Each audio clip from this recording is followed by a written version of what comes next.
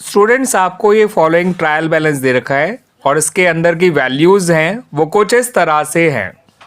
आपको opening stock दे रखा है ₹25,000, फर्नीचर दे रखा है ₹8,000, प्लांट एंड मशीनरी दे रखा है ₹1,50,000, डेटर्स दे रखे हैं ₹30,000, वेजेस दे रखे हैं ₹12,000, salaries ₹20,000, bad debts ₹1,000, purchases ₹1,20,000, electricity charges ₹1,200, telephone charges ₹2,400, general expenses ₹3,000, postage ₹1,800, return inward ₹900, insurance जो है ₹1,500 दिया हुआ है, कैश एट बैंक है ₹40,000 और कैश इन हैंड है ₹2,500।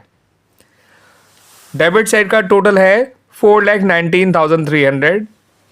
क्रेडिट साइड में आपको सेल्स दे रखी है 2,27,800, कमीशन दे रखा है ₹500, रिटर्न आउटवर्ड दे रखा है ₹1,000, क्रेडिटर्स हैं ₹40,000 और कैपिटल है ₹1,50,000। टोटल है ₹4,19,300।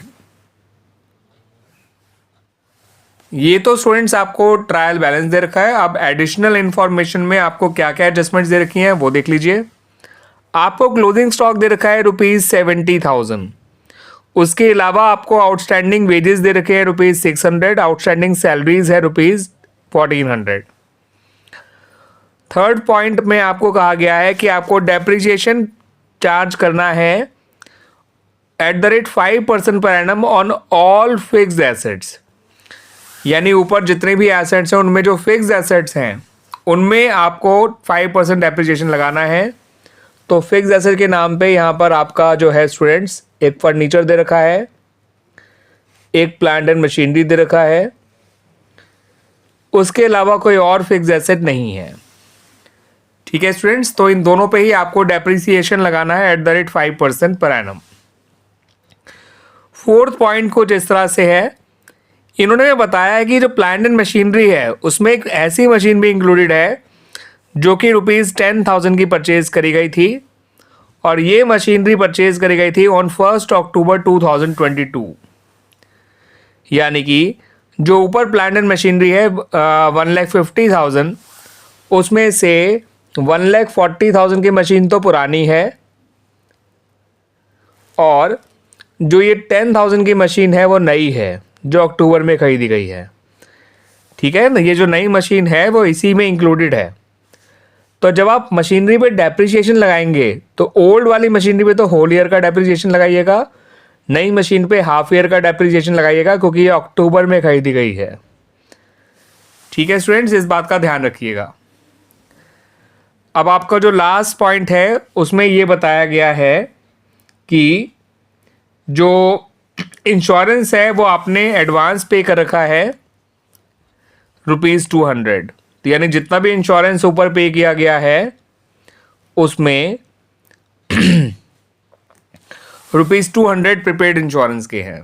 ठीक है स्टूडेंट्स, तो आइए जो है पहले जो ट्रायल बैलेंस के अंदर की चीज़ें हैं उनके बारे में ये समझ लेते हैं कि इनमें से कौन सी वैल्यू ट्रेडिंग में जाएगी, कौन सी वैल्यू प्रॉफिट लॉस अकाउंट में जाएगी और कौन सी वैल्यू जो है वो बैलेंस शीट में शो की जाएगी। उसके बाद ये सारे एडजस्टमेंट्स कहाँ कहाँ अफेक्ट डालेंगे वो हम देखेंगे। ठीक है स्टूडेंट्स, ओपनिंग स्टॉक आपका ट्रेडिंग अकाउंट में आता है, फर्नीचर एसेट में आता है, प्लांट एंड मशीनरी भी एसेट में आता है और ये दोनों फिक्स एसेट हैं, ध्यान रखिएगा। डेटर्स एसेट है, वेजेस ट्रेडिंग अकाउंट में आता है बिकॉज ये डायरेक्ट एक्सपेंस है, सैलरीज प्रॉफिट लॉस अकाउंट में, bad debts profit loss account में, परचेज ट्रेडिंग में, electricity charges profit loss account में, टेलीफोन चार्जेस भी प्रॉफिट एंड लॉस अकाउंट में आएंगे, जनरल एक्सपेंसेस भी प्रॉफिट एंड लॉस अकाउंट में आएंगे, पोस्टेज भी प्रॉफिट एंड लॉस अकाउंट में आएंगे, रिटर्न इनवर्ड ट्रेडिंग अकाउंट में आएगा और ये सेल में से माइनस हो जाएगा, इंश्योरेंस प्रॉफिट लॉस अकाउंट में, कैश एट बैंक एसेट है, कैश इन हैंड भी एसेट है, सेल ट्रेडिंग में आएगा, कमीशन प्रॉफिट लॉस अकाउंट में क्रेडिट साइड आएगा, ध्यान रखिएगा, रिटर्न आउटवर्ड ट्रेडिंग में आएगा और परचेज में से माइनस हो जाएगा, क्रेडिटर लायबिलिटी साइड में, कैपिटल लायबिलिटी साइड में। ठीक है स्टूडेंट्स, अब ये जो क्लोजिंग स्टॉक हम है हमारा को जो दिया हुआ है ये एक बार तो ट्रेडिंग अकाउंट में आएगा और एक बार एसेट में आएगा। आउटस्टैंडिंग वेजेस जो है वो वेजेस में ऐड हो जाएगा, बाद में लायबिलिटी में आएगा। आउटस्टैंडिंग सैलरी सैलरी में ऐड हो जाएगा और बाद में लायबिलिटी में आएगा। जो डेप्रिसिएशन आप लगाएंगे फर्नीचर में और फिक्स प्लांट मशीनरी में वो एक बार P&L में आएगा और बाद में एसेट में से माइनस हो जाएंगे। ठीक है स्टूडेंट्स। प्लांट एंड मशीनरी का डेप्रिसिएशन प्लांट एंड मशीनरी में से, और जो फर्नीचर का डेप्रिसिएशन है उसे फर्नीचर में से माइनस कर देंगे। तो थर्ड और फोर्थ पॉइंट कनेक्टेड है। फोर्थ पॉइंट ये बता रहा है कि जो पुरानी मशीन है उस पर होल ईयर का डेप्रिसिएशन लगाइएगा और जो नई मशीन है उस पर हाफ ईयर का डेप्रिसिएशन लगाइएगा। और ये जो प्रीपेड इंश्योरेंस है वो इंश्योरेंस में से माइनस हो जाएगा और बाद में एसेट साइड में आएगा। जितनी भी एडजस्टमेंट दे रखी होती हैं स्टूडेंट्स, ये सब जो है दो दो जगह आती हैं। बाकी जो ट्रायल बैलेंस के अंदर की वैल्यूज़ हैं वो केवल एक ही जगह आएंगी। आइए शुरुआत करते हैं अपने ट्रेडिंग अकाउंट से। तो स्टूडेंट्स, ट्रेडिंग अकाउंट की शुरुआत तो करी जाएगी ओपनिंग स्टॉक से। तो टू ओपनिंग स्टॉक आप लिखिए ₹25,000। उसके बाद आप परचेजेस लिखिए और उसमें से रिटर्न आउटवर्ड को माइनस करना मत भूलिएगा। परचेजेस आपको दिया हुआ है स्टूडेंट्स 1,20,000 और रिटर्न आउटवर्ड आपको दिया हुआ है ₹1,000। तो ये बचा 1,19,000। अब डायरेक्ट एक्सपेंसेस के नाम पे आपको स्टूडेंट्स दिया हुआ है वेजेस और उसकी एडजस्टमेंट भी है, ध्यान रखिएगा। आपको आउटस्टैंडिंग वेजेस दे रखा है, उसको ऐड करना मत भूलिएगा। वेजेस है 12,000, आउटस्टैंडिंग वेजेस है 600, तो ये हो गया 12,600। उसके अलावा कोई और ऐसा डायरेक्ट एक्सपेंस दे ही नहीं रखा अदर देन वेजेस। ठीक है स्टूडेंट्स। क्रेडिट साइड में आप लिखिए सेल्स को और रिटर्न इनवर्ड को माइनस करना मत भूलिएगा। रिटर्न इनवर्ड जो आपको दे रखा है वो है 900 और सेल दे रखा है 2,27,800। इसमें से 900 कम करिएगा, ये आया 900, ये आएगा 6, 226,900 आ जाएगा ये। ठीक है स्टूडेंट्स। और ट्रायल बैलेंस के अंदर ट्रेडिंग अकाउंट से जुड़ी हुई इतनी चीज़ें थी। उसके अलावा क्लोजिंग स्टॉक को लिखना मत भूलिएगा स्टूडेंट्स, और क्लोजिंग स्टॉक है ₹7,000। अब आप देख सकते हैं इसमें हमारा क्रेडिट साइड बड़ी ही आ रही है। 2,26,007 होता है 2,33,900। तो 2,33,900 आपकी क्रेडिट साइड का टोटल है। डेबिट साइड का आ जाएगा 25,000 और 19 होता है 1,44,000, 156,600 आ रहा है स्टूडेंट्स। इसमें से इसे माइनस करेंगे तो ये आएगा 300, 13 माइनस 6 होता है 7 और 12 माइनस 5 भी होता है 7, 77,300 आ गया स्टूडेंट्स आपका ग्रॉस प्रॉफिट। स्टूडेंट्स, जो मेरे पास बुक है वो 2023 एडिशन है और जो 2024 एडिशन है उसमें ट्रायल बैलेंस में ये सारी वैल्यूज़ जो है उनमें एक एक जीरो एक्स्ट्रा दिए हुए हैं। तो जैसे मेरा आंसर 77,300 आया है, तो नई बुक जिनके पास है उनका ग्रॉस प्रॉफिट जो है वो निकल कर आना चाहिए 7,73,000। ठीक है स्टूडेंट्स, इस बात को ध्यान रखिएगा। और टोटल फिलहाल मेरा ये निकल कर आया था 2,33,900, उसको हम दोनों तरफ लिख लेंगे। ट्रेडिंग अकाउंट कंप्लीट हो गया। यहाँ लिखिए to gross profit carried down, bracket में ये भी लिख दीजिएगा transfer to profit and loss account. Students, profit and loss account की शुरुआत करेंगे हम लोग ग्रॉस प्रॉफिट से, जो यहाँ लिखा जाएगा by gross profit brought down, bracket में लिख दीजिएगा ट्रांसफर्ड फ्रॉम ट्रेडिंग अकाउंट। तो ग्रॉस प्रॉफिट 77,300 आपका क्रेडिट साइड में आ जाएगा। उसके अलावा अब आप जो है इनडायरेक्ट एक्सपेंसेस लिखिए डेबिट साइड में। उसमें सबसे पहला है सैलरीज, और सैलरीज जो है उसके बारे में आपको जो है नीचे एडजस्टमेंट दे रखी है आउटस्टैंडिंग सैलरीज की। तो आउटस्टैंडिंग सैलरीज को सैलरीज में ऐड कर दीजिएगा, वो है ₹1,400। बाकी सैलरीज खुद है 20,000। तो 20,000 में आप 1,400 ऐड करेंगे तो ये हो जाएगा 21,400।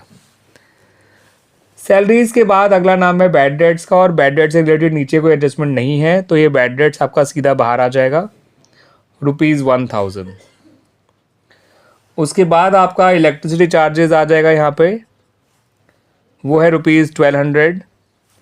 उसके बाद आपका टेलीफोन चार्जेस आ जाएगा, ये है ₹2,400। उसके अलावा स्टूडेंट्स आपका जनरल एक्सपेंसेस आ जाएगा, जो है आपका ₹3000, इनकी कोई एडजस्टमेंट नहीं है इसलिए। तो पोस्टेज एक्सपेंसेस आ जाएगा, ये आएगा ₹1800।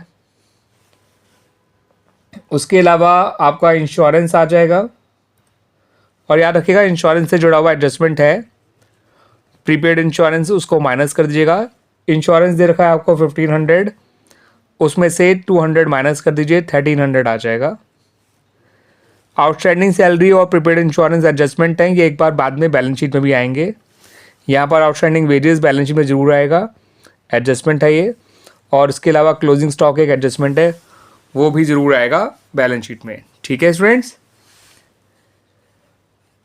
अब एक्सपेंसेस तो इनडायरेक्ट यही दे रखे थे। इनडायरेक्ट इनकम में आपको कमीशन दे रखा है, वो लिख लेते हैं बाय कमीशन, और ये कमीशन रिसीव्ड ही होगा, ध्यान रखिएगा।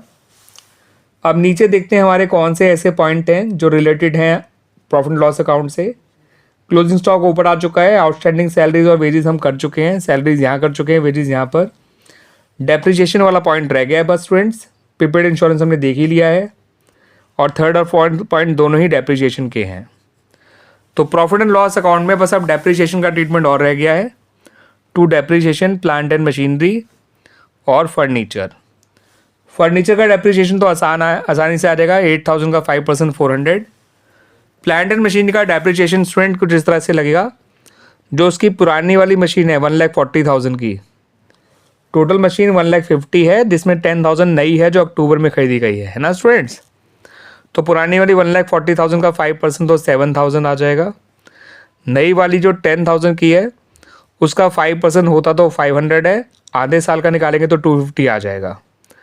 तो टोटल डेप्रिसिएशन जो मशीनरी पर लगेगा, ओल्ड वाली पे 7,000, नई वाली पे 250, तो यानी कि 7,250 लगेगा depreciation on plant and machinery. और टोटल डेप्रिसिएशन हो गया 7,650 मशीनरी और फर्नीचर का मिला के। और याद रखिएगा डेप्रिसिएशन बाद में बैलेंस शीट में भी आएगा, उसको हम रिस्पेक्टिव एसेट्स में से माइनस कर देंगे। मशीन का डेप्रिसिएशन मशीन में से, और फर्नीचर के डेप्रिसिएशन को फर्नीचर में से। आइए अब देख लेते हैं हमारी कौन सी साइड बड़ी आ रही है। क्रेडिट साइड ही बड़ी आ रही है, इसका मतलब जो है हमारा डिफरेंस है वो नेट प्रॉफिट कहलाएगा। इस साइड का टोटल तो 77,800 आ गया स्टूडेंट, ध्यान रखिएगा।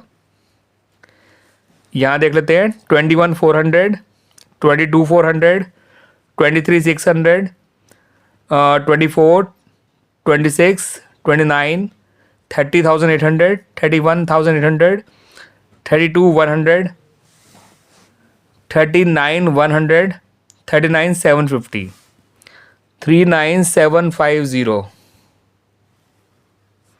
800 में 750 गया तो बचेगा स्टूडेंट्स 50, और ये बचा आपका 70 में से 9 गया 8, यहाँ बचा 6 में से 3 गया 3, 38050। तो स्टूडेंट्स आपका जो नेट प्रॉफिट निकल कर आएगा वो आएगा निकल कर 38050। This is the net profit. और जो बड़ा टोटल है उसको दोनों तरफ लिख लीजिए स्टूडेंट्स, और बड़ा टोटल है 77,800। अब ये जो नेट प्रॉफिट आया है इसे कैपिटल अकाउंट में प्लस करना मत भूलिएगा, और इसके ब्रैकेट में आपको ये लिखना चाहिए transfer to capital account. Prepaid insurance asset side में जाएगा, डेप्रिसिएशन एसेट में से माइनस हो जाएगा, ये दोनों एडजस्टमेंट्स हैं, ध्यान रखिएगा। आउटस्टैंडिंग सैलरी लायबिलिटी साइड में जाएगी, यहाँ पर ये 3 ही एडजस्टमेंट्स थी। उसके अलावा आउटस्टैंडिंग वेजेस जो है वो हमारा लायबिलिटी साइड में जाएगा, क्लोजिंग स्टॉक एसेट साइड में जाएगा। तो टोटल जितनी भी एडजस्टमेंट्स हैं वो उनका ट्रीटमेंट अभी सेकंड वाला ट्रीटमेंट बैलेंस शीट में ही किया जाएगा। आइए अब बैलेंस शीट को ही देख लेते हैं स्टूडेंट्स। बैलेंस शीट की एसेट्स लायबिलिटी साइड में आपको सबसे पहले लिखना है कैपिटल, जो कि है ₹1,50,000।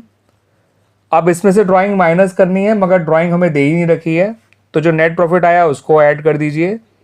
नेट प्रॉफिट आया 38,050, तो ये हो गया टोटल 1,88,050।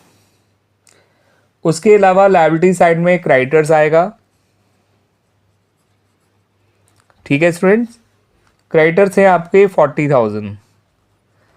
उसके अलावा लायबिलिटीज़ में हमें लिखना है आउटस्टैंडिंग सैलरीज को और आउटस्टैंडिंग वेजेस को, ठीक है।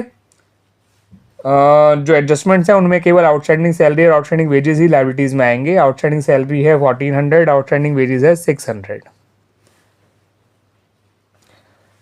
लाइबिलिटी साइड में और कुछ नहीं आएगा। Now come to the asset side.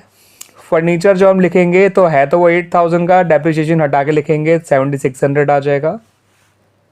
Plant and machinery जो है वो है तो 1,50,000 की, उसमें से जो डेप्रिसिएशन निकल कर आया था 7250 से माइनस कर देंगे तो ये बचेगा 142,750। उसके अलावा डेटर्स में हमारी कोई एडजस्टमेंट नहीं है, डेटर एज इट इज़ आ जाएंगे बाहर 30,000।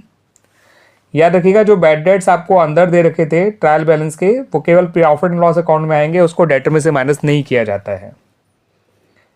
अगला एसेट जो आपका आएगा वो है कैश एट बैंक और cash in hand. Cash at bank है आपका 40,000, कैश इन हैंड है आपका 1500। ठीक है। अब नीचे जो ट्रायल बैलेंस में तो यही एसेट दे रखी हैं। अब नीचे एडजस्टमेंट में आपको क्लोजिंग स्टॉक दे रखा है वो लिख दीजिए 7000। उसके अलावा आपको जो है प्रीपेड रेंट, प्रीपेड इंश्योरेंस और लिखना है बस, और कुछ नहीं है जो आपका आए। ठीक है स्टूडेंट्स, हमारे जितने भी एडजस्टमेंट्स ही देखिए, आउटस्टैंडिंग सैलरी, आउटस्टैंडिंग वेजेस, ठीक है, उनका दूसरा ट्रीटमेंट यहाँ हो गया। डेप्रिसिएशन का ट्रीटमेंट देखिए यहाँ हो गया, क्लोजिंग स्टॉक का यहाँ हो गया, प्रीपेड इंश्योरेंस का यहाँ हो गया। इतनी ही एडजस्टमेंट थी फ्रेंड्स। अगर हम नेट प्रॉफिट को एडजस्टमेंट मानते हैं तो एक बार वो पेनल में आ गया और एक बार वो कैपिटल में ऐड हो गया। अब हमारी जो बैलेंस शीट का टोटल आएगा वो आना चाहिए 2,30,050। देखते हैं, ये है 1,88 और 40 228 और ये है 2000, तो 2,30,050 आ रहा है।